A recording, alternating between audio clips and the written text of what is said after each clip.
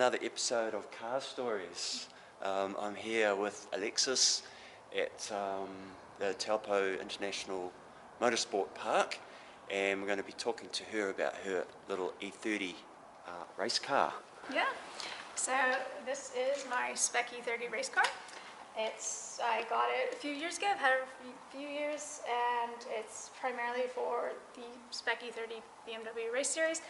It has been a race car in the series for a long time. It's kind of been handed down to different racers along the way. And what I really like about it is it's all spec, so everybody's car is theoretically the same. But yeah, it's more of a driver series rather than checkbook racing, which is really cool. And it also makes the decision of when something breaks, you can't really upgrade it. You just have to go with the same parts.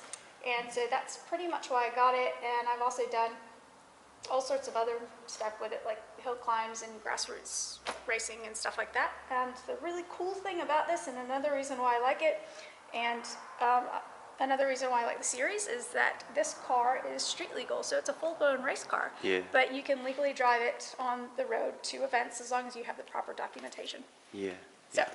And you do all your own work. Yep. To it. Yep, so, I do all my own work. I don't really like other people touching my cars, and I think it's really good to do the work if you can, because then you know everything about your car, and if something's going wrong, you might have kind of more of an intuition on how to fix it, and where you need to start looking for problems. That makes sense, yeah. You're sort of more in touch, more in tune with your car. Yeah. With BMW, is the E30 series, have they actually ended that as a race class now? So I just got an email, and so now I'm kind of at a little bit of a crux here. But so the South Island, to my knowledge, is still carrying on with the E30 series, which is really good, and I believe the rest of the world is carrying on with the Spec E30 series. So it might be a bit of a campaign coming up. Yeah, it's a bit unfortunate that the North Island cut the E30, because that is exactly what I got this car for. Yeah. And the whole goal was to run the full season with the E30, and then last year I made it halfway through the season and broke my leg. Yeah. But yeah, so I'm still trying to decide, do I take it to the South Island? What do I do? Because that's the whole goal with this car. Yeah. And that's kind of why these cars exist, is to race within that class. Yeah. So the way it's changed now, does that mean that obviously you can still race it, but you're in a mixed class? If I continue to race in the North Island, it's eligible for 2 liter. But if you jump into the 2 liter, you're also going with, you can run different diffs, different suspension, I don't know that a Spec E30 would be particularly competitive in an open 2 liter class. Yeah. But that said, it does open up a lot of opportunities for modification within the class. The other option would be running in BMW Open, and then putting in like the biggest BMW engine that you can find. The only issue I have with that is this is a really nice example of a Spec E30, and I don't really want to go and make something, drop in a big engine and have to upgrade, the whole everything, and then make it less reliable. So it's like, do we go down south or do we modify it? What's the plan? So, But I got a little bit of time to think about that with my leg at the moment. So. Yeah. So in case you hadn't noticed, Alexis has got a pretty bust up leg. It's great. That was what, a quad? Was it a quad? Yeah, bike? I rode a quad bike off cliff. Yeah, that would do it. Yep. So I think you're only just getting back to a stage where you can get back into a bit of clutching.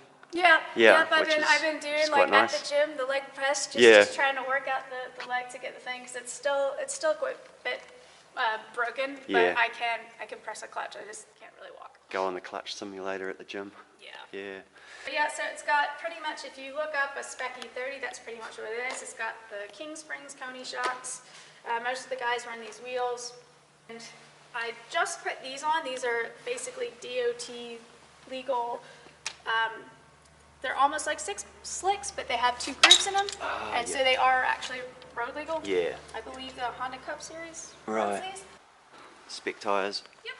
So everybody's supposed to run those. Yeah. And these would not be legal for the Spec E30 class, but you could run them in open, no problem, I'm pretty sure. Yeah. there's pros and cons about running in a spec class. The thing about it is you have to keep everything the same. One of the most, I guess, painful bits that I've had is this stock, the airflow meter here. You have to use these. You can't upgrade or use new things. If you want to get one of these rebuilt, it's like over $800, and it's just, you know, it's a finicky little thing. So you do have to keep all these bits stock. Finding even just the trim pieces, you lose points if you don't have the proper trim pieces on and your car doesn't look tidy. So, and you can't have like fiberglass replica pieces. It has to be the steel and the OEM stuff. So that's kind of a pain tracking down bits like that. And then of course, but the nice thing is that everybody's supposed to be running the same motor. The engine, the diff, and the bell housing are all sealed. So it should, in theory, be tamper-proof. Basically, all the cars are relatively on the same playing field, which is nice because it makes it a driver series. But again, it does limit you in what you can mod and trying to upgrade. Again, like I said, the shocks, it's king springs and conies instead of coilovers. Right. So like if we decide to run in like 2-liter open, say, you know, you can do the coilovers, you can replace the airflow meter, and you can do some nice modern upgrades that might actually even be more cost effective than trying to track down these old bits and bobs. Almost gets to a point where it's too restrictive. Yeah. With sort of like doing up an old historic villa or something like that. They say you can't do this and you can't do that, but you have to pay for it all, you know? Yep, yeah. Exactly. They could do things like allowing fiberglass body panels or something, I think would go a long way to helping, or allowing the coilovers.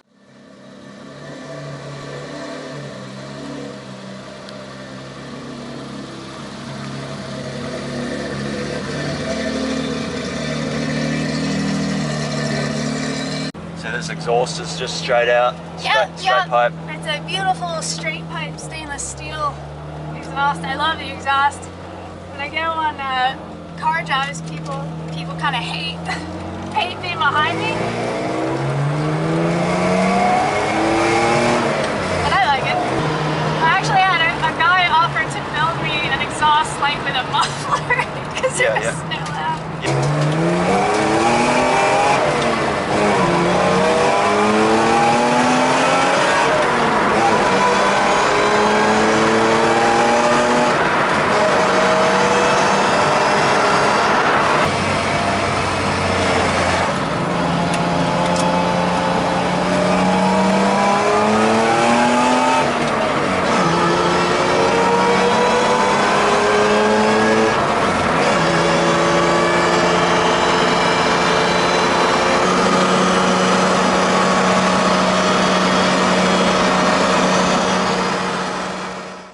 See down here that there's a pretty hefty weight Yep. where my feet are.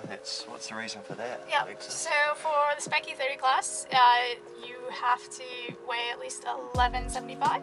So basically it means you usually have to add a lot of weight to the car unless, you know, you're a heavier individual. So there's a bunch of weight here, there's a bunch of weight under the seat where you're sitting, and we've corner weighted it so that the weight is kind of evenly distributed.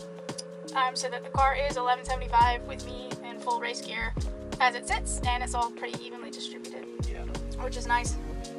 I guess some of the stuff that you don't see in a street car that you might find in a race car, we've got a little kill switch here.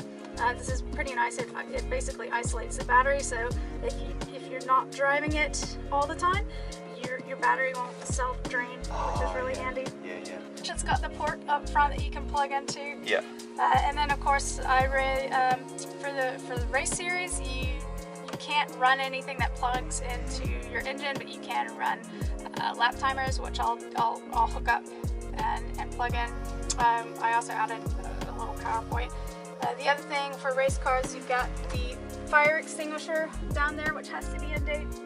And then of course all your safety equipment, like the belts. Got the so you got 5-point harness, belts, and then if we were in a a race event, you'd also have your Hans and your helmet and the fireproof suit and all that. And something I really like, so you can see the stock mirror here. You can tell you don't really have a lot of view with this, so a lot of our racers will put in this wide rear view mirror.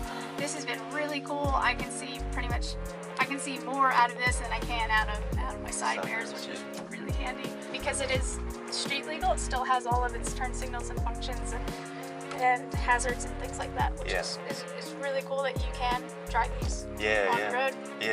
Just even if it's just purely for the novel factor, No, that's real nice because it gives you the ability to race without having to have a trailer.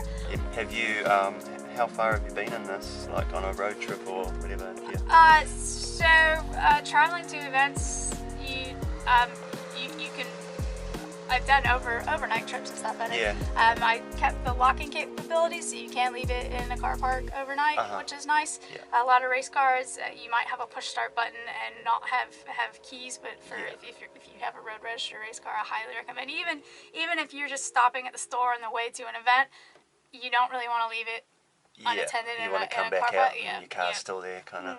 The Koni suspension does have the adjustable knob, so if you are on a long trip to an event, you can change the stiffness. So you might be running like, high stiff as hard as it'll go on a race meet, but when you're going to travel to the race meet, you might want to soften that up, make the trip a little bit more comfortable. Sumps are notoriously low on these cars, regardless. So, and if you don't want to bash your sump off, the South African version, I believe, came with the bash pans, so they're legal to run for the series. So we've got the bash pan because it does sit lower than the stock car, obviously because of the race suspension, and you will bottom out all the time, so it's really good to have that bash pan. Well, thanks Alexa for showing us around your wee beastie. Really enjoyable, very cool little car, and we'll look out for you in the new E30 class. We gotta start that pretty soon. And thanks for watching another Car Stories episode. If you like this video, there's others and there'll be more coming, so subscribe and hit the bell button, and we'll see you at the next video. Thanks for watching.